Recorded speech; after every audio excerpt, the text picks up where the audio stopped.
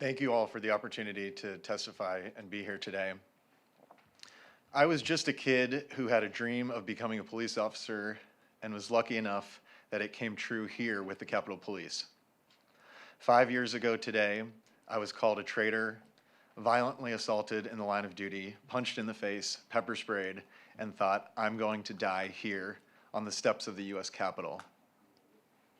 My name is Winston Pangin, and I was an officer with the Capitol Police for over 5 years.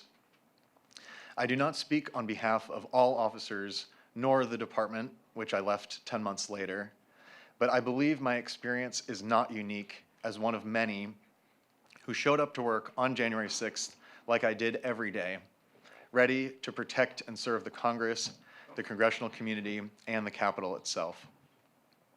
Serving as an officer was the honor of my life, especially with the ceremonial unit honoring the inauguration of President Biden, as well as the lying in state ceremonies of Justice Ruth Bader Ginsburg, Officer Brian Sicknick, and Officer William Evans. I would be remiss to not mention honoring the life and service of Officer Howie Liebengood, who sadly took his own life just days after January 6th, 2021. On that day, I was assigned to the Civil Disturbance Unit, the Hard Gear Riot Team, on the West Front as thousands descended upon the Capitol from Pennsylvania Avenue. Before I knew it, we were completely overrun, and what started with mere insults turned into being brutally attacked. This should serve as no surprise to anyone. The evidence of violence is obvious and extensive. Hundreds of police officers, my friends, fought valiantly to defend the Capitol and our democratic process that day. From the West Front to inside the Capitol, the mob said to me, President Trump sent us, and we don't want to hurt you, but we will.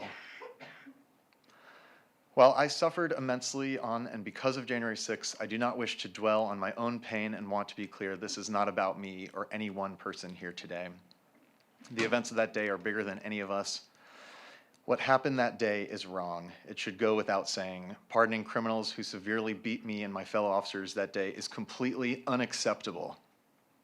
We cannot accept violent felons being pardoned and released back into our neighborhoods without consequence. That is not justice. Violence is never acceptable. It must be unequivocally condemned by the President and our fellow Americans, not selectively ignored or pardoned. I implore America to not forget what happened on January 6th. We must refuse to accept the normalization of violence. In this deeply divided time, I believe the vast majority of Americans have so much more in common than what separates us. And finally, to all the officers who continue to show up day in and day out in service to Congress and to our nation, thank you.